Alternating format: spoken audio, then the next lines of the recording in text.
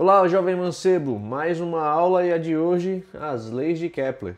Se liga aí.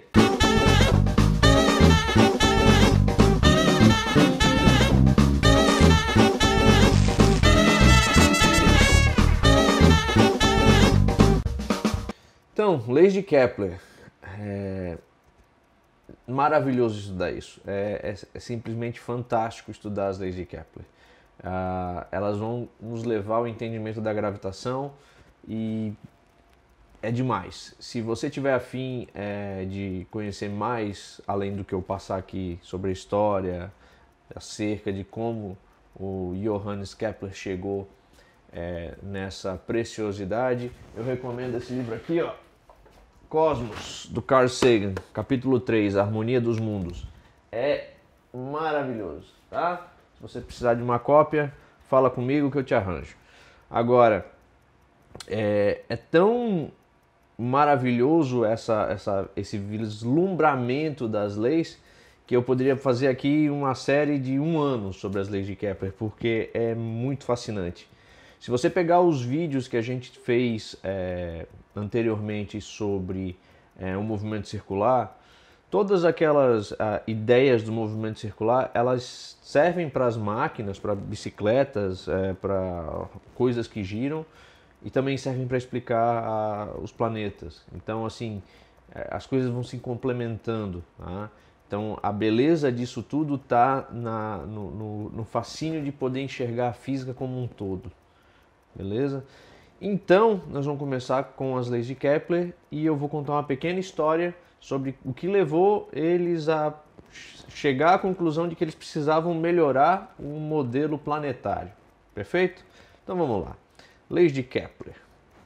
Bom, se você tem instrumentos precisos, né, você consegue visualizar que todos os dias, no mesmo horário, no céu, as estrelas elas se movem um pouquinho. Perfeito? Então vamos lá. Se você olhar para o céu todo dia à meia-noite, tá? Aquele grupo de estrelas que está no alto do céu, ele não vai ficar ali todo dia na mesma posição, na mesma hora. Ok? Por quê? Porque a gente sabe que a Terra se move ao redor do Sol e ela muda de posição no espaço, então é natural que o grupo de estrelas que você vê numa determinada posição do céu, com o passar dos dias, ele vai mudando de posição devagarzinho, perfeito? Então é isso que acontece. Mas, se você tiver um instrumento mínimo de precisão, você consegue observar que o grupo de estrelas ele se move todo junto. Tá? Ou seja, a distância entre as estrelas não muda. Por quê? Porque todo mundo gira do mesmo jeito. Mas, na verdade, a gente sabe que é a Terra que está mudando de posição. Tá, ok? Porém, os gregos observavam que no céu existiam estrelas que não seguiam esse padrão. Eles vagavam no céu. Tá? Tanto é que ao longo dos dias você tem aí posições diferentes e não seguindo o mesmo padrão das estrelas. Tá? O nome dessas estrelas eles atribuíram a palavra planeta, que do grego significa errante. Ou seja, a estrela que vaga, a estrela que não segue o padrão. Tá? Imaginaram-se que eram os deuses, então, portanto, por exemplo, essa imagem que você vê aí é do planeta Marte. Né? Ela tem uma coloração avermelhada, então pensaram que seria o deus da guerra. Enfim, não vamos entrar na parte mitológica, mas vamos entrar na parte dos modelos de universo. Então vamos lá. Os gregos, né, através de Cláudio Ptolomeu, estabeleceram que o modelo para o universo seria o seguinte: a Terra no centro e a Lua, o Sol e os planetas todos orbitando ao redor da Terra em órbitas circulares perfeitas e no final as estrelas fechando o domo celeste. Tá? Esse modelo foi chamado de geocêntrico porque geo é terra e cêntrico é no centro e a Terra está no centro. Perfeito? O problema desse modelo é que quando eles começaram a melhorar a instrumentação astronômica, ou seja, quando eles começaram a poder prever onde estariam determinadas estrelas e determinados planetas, não fechava muito bem o modelo com os dados que eram coletados. Então, por exemplo, a órbita retrógrada, né, do movimento do planeta Marte, ela não era prevista. Então, como poderia o planeta ficar girando ao redor da Terra, mas ficar fazendo essas voltas? Bom, foi proposto então que dentro da órbita existia uma outra órbita, que era o epiciclo. Como você pode ver aí na imagem, para Marte ficar fazendo essa movimentação de indo e voltando, né? Lembrando que nesse modelo a Terra está no centro, o Sol está orbitando a Terra, e Marte está orbitando a Terra e orbitando a órbita dela, ou seja, esse epiciclo, essa volta que ele está dando ali, tá? Eles conseguiam prever com um pouquinho melhor de precisão o movimento do planeta, perfeito? Mas, como a tecnologia melhora as coisas, melhorou os dados e os dados não fechavam, ou seja, as previsões não batiam, mesmo com esses epiciclos. Então eles botaram epiciclos em epiciclos para tentar fechar a conta para que o modelo os dados observados batessem com o modelo que era esperado. Bom, chegou um momento que não dava mais certo, tá? Aí, nosso amigo Nicolau Copérnico propôs o contrário. Propôs que o Sol estivesse no lugar da Terra e a Terra no lugar do Sol. E aí ele criou o modelo heliocêntrico, né, com o Sol no centro. Tá? E aí esse movimento de Marte ficava melhor explicado, sem a necessidade dos ciclos e epiciclos, certo? Então, como você pode ver agora, se a Terra estiver no lugar do Sol e o Sol no lugar da Terra, e a gente orbitando o Sol e Marte orbitando o Sol, à medida que a Terra, que tem uma órbita menor e mais frequente ao redor do Sol, vai passando por Marte, vai mostrando esse movimento. Marte mostra esse movimento com as estrelas ao fundo de ficar indo e voltando, perfeito? Só que esse modelo também não fecha direitinho se você tem instrumentos mais precisos. Bom, por quê? Bom, a culpa é do formato da órbita. Bom, lá para os idos de 1580, Tycho Brahe começa a fazer medições com instrumentos que ele criou com uma precisão absurda, tá? E o Johannes Kepler, assistente dele, querendo provar através dos dados do Brahe que ele poderia propor um novo modelo planetário e de universo. Infelizmente o Brahe não estava afim de ceder os dados, falece, a família não libera os dados. Muito tempo depois a família libera os dados astronômicos do Brahe para o Kepler e ele tenta provar o modelo dele, e o modelo dele não fecha com os dados. E é aqui que está a sacada do cientista, é aqui que o Kepler mostrou o valor dele. Ele jogou fora o modelo dele e criou um novo modelo em cima dos dados do Tycho Brahe. Isso é que o Kepler ele mandou muito bem. Bom, mas qual foi esse modelo que o Kepler criou? Bom, o Kepler criou um modelo baseado em 3 leis.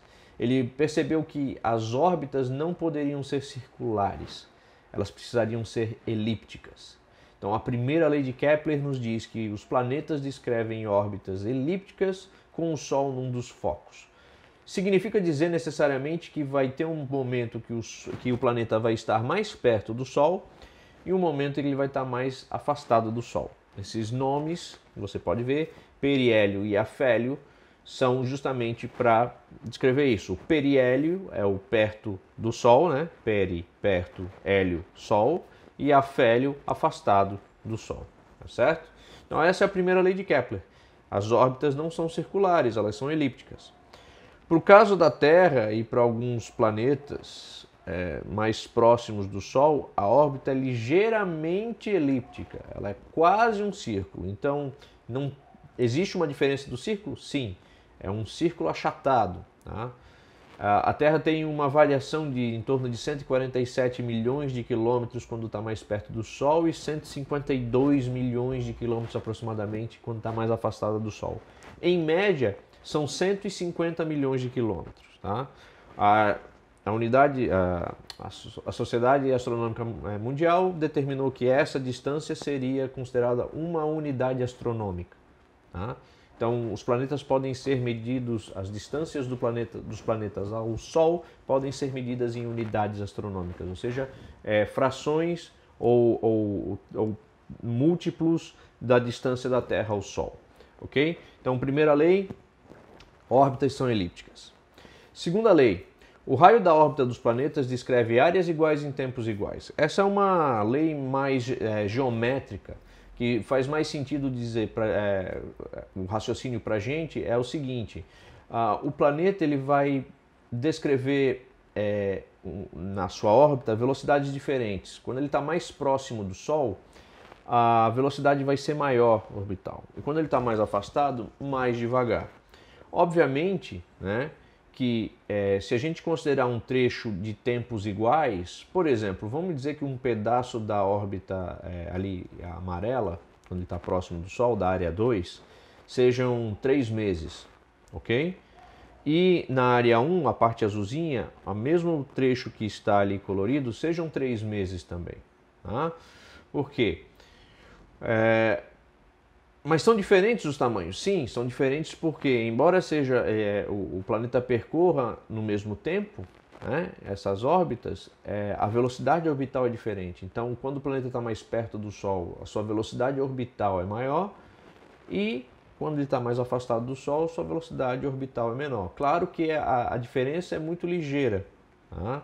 É muito, assim, varia pouco, mas varia, certo? O que a gente precisa entender aqui é que essas duas áreas geometricamente têm o mesmo valor numérico. Tá? A segunda lei dificilmente ela vamos dizer assim, utilizada em problemas de física no ensino médio e no nono ano. Então, ela serve mais para título de conhecimento aqui para você, tá? Você não precisa se preocupar em encontrar essa segunda lei em problemas. Dificilmente você vai encontrar isso, ok? Mas fique ciente de que a segunda lei é uma lei geométrica, tá? E que ela, ou seja, o planeta descreve órbitas, descreve áreas iguais em tempos iguais dentro da sua órbita, ok? E a terceira lei, a mais famosa e a mais útil para quem vai fazer problema de física, é que o período orbital ao quadrado é proporcional ao raio da órbita ao cubo para todos os planetas. O que isso quer dizer? Quer dizer o seguinte, se você tiver um outro planeta, por exemplo Júpiter, tá? Que tem uma órbita maior, beleza? Então se a gente pegar e verificar a órbita desse planeta, tá? Existe uma proporção entre o tempo que ele leva para dar uma volta em torno do Sol e a distância média do Sol até o planeta. Tá? Essa expressão é dada pelo período, ou seja, o tempo que ele leva para dar uma volta em torno do Sol ao quadrado, dividido pelo raio dessa órbita ao cubo. E isso é constante para todos os planetas. Significa dizer que se eu pegar os valores de Marte, para o tempo da órbita e para a distância orbital, né, do raio orbital, fazer a conta vai me dar um valor que, para Júpiter, que são outros valores, vão me dar o mesmo número, ou seja, vai ser um número constante para o sistema solar. Isso vai funcionar para qualquer corpo que orbite outro corpo. Ou seja, se eu pegar os dados da Lua, que orbita a Terra, tá? O tempo que ela leva para ela dar uma volta em torno da Terra e a distância média dela até a Terra, e pegar qualquer satélite que esteja orbitando a Terra, a própria Estação Espacial Internacional, tá? Qualquer corpo que esteja orbitando a Terra pode se relacionar com esse valor constante que para a Terra vai ser um determinado número, ok? Eu vou mostrar um exemplo para vocês para ficar mais visível esse entendimento, porque no nono ano, a princípio, essa ideia da álgebra ali do período e do raio ser uma coisa constante não fica muito clara. Então vamos lá. Vamos imaginar o seguinte. Eu vou pegar a Terra porque a Terra é o nosso padrão, perfeito? Então o raio da Terra ele é menor e obviamente o período que a Terra leva para dar uma volta em torno do Sol é menor que de Marte e de Júpiter. Mas vamos lá. Vamos dizer que a Terra então leva 1 ano para dar uma volta em torno do Sol e, como eu já havia mencionado, a distância entre o centro do Sol e o centro da Terra é definido como uma unidade astronômica. Tá? Vamos pegar Júpiter, tá? Que está a 5,2 unidades astronômicas, ou seja, ele está 5 vezes mais afastado do Sol que a Terra. Quanto tempo ele leva para dar uma volta em torno do Sol? Se eu pegar os valores da Terra, né, e jogar na equação da terceira lei, vai ficar assim. Bom, o período que a Terra leva para dar uma volta em torno do Sol é 1 ano e o raio da órbita da Terra é de 1 unidade astronômica. Consequentemente, a constante vai ser igual a 1. Né? 1 ao quadrado é 1, 1 ao cubo é 1, 1 dividido por 1 é 1. Isso quer dizer que para o sistema solar, se eu tiver medindo os tempos em anos e medindo as distâncias em unidades astronômicas, a constante do sistema solar vai ser 1. Tá? Pegando, obviamente, os dados a partir da Terra. Se eu fizer para Júpiter, eu vou ter que fazer o quê? De novo, a terceira lei. Período ao quadrado dividido pelo raio ao cubo igual a constante. Bom, a constante vale 1. O período eu não sei. É justamente essa a pergunta. Quanto tempo leva para Júpiter dar uma volta em torno da Terra? Ok? O raio da órbita é em torno de 5 unidades astronômicas. É 5,2 precisamente, tá? Eu vou arredondar para 5 só para você ver a diferença. Então, eu tenho que fazer essa conta. Tá? Mas de onde saiu esse 1? 1 saiu dos valores que eu tirei para a Terra. Consegue perceber que esse valor constante é porque ele não muda? Ok. Pego 5 ao cubo, jogo para o outro lado. Vou ter isso. 5 ao cubo é 125, raiz quadrada de 125 vai me dar aproximadamente 11 anos. Tá? O valor exato para a órbita de Júpiter é em torno de 11,8 anos. Tá? Ou seja, a Terra dá 11,8 voltas ao redor do Sol e aí Júpiter consegue completar a sua primeira volta. Ok? Como é que a gente consegue precisão? Usando os valores precisos, tá? Existe um outro método para se resolver esse tipo de problema, tá? Que é um método que geralmente se utiliza e você vai ver mais resoluções desse jeito do que desse que eu acabei de fazer. Os dois estão certos? Estão certos. Tá? A questão é, eu vou agora usar o valor com mais precisão, 5,2, perfeito? O outro método é esse. Você iguala, uma vez que o tempo ao quadrado dividido pelo raio da órbita ao cubo é igual a uma constante para os dois, e esse valor é 1, eu posso igualar essas equações. Então, igualando essas equações, eu vou ter essa expressão. O período para a Terra dividido pelo raio da Terra igual ao período para Júpiter dividido pelo raio de Júpiter. Perfeito? Eu vou substituir os valores, né? 1 ao quadrado, que é o período, o tempo que a Terra leva para dar uma volta em torno do Sol, o raio da Terra 1 ao cubo, unidades astronômicas. Para Júpiter, o tempo que eu não sei, que deve dar algum valor aproximadamente 11, no caso 11,8 deve ser a resposta. E o raio, 5,2 unidades astronômicas ao cubo. Bom, se eu fizer esses valores, eu vou acabar com esses números, 1 igual a TJ ao quadrado, o período de Júpiter ao quadrado, dividido por 140,608. Jogo para o outro lado, igualo. Então, a raiz quadrada de 140,608 dá incrivelmente 11,85 anos, que é precisamente o tempo que Júpiter leva para dar uma volta em torno do Sol. Tá? Então, percebam. Qual jeito está certo? Os dois jeitos estão certos. Tá? Se você pegar o método anterior e usar, ao invés de 5, como eu utilizei, 5,2 e fazer a mesma coisa, você vai acabar tendo essa resposta, 11,85 anos. Perfeito? Eu só estou aqui mostrando para vocês que a precisão modifica ligeiramente a tua resposta. Tá? E, obviamente, o método que você vai utilizar vai ser da sua escolha, é óbvio, ululante, mas vai chegar na mesma resposta. Tá? Então se preocupe mais com as simplificações e arredondamentos do que como você vai realizar esse cálculo. Perfeito?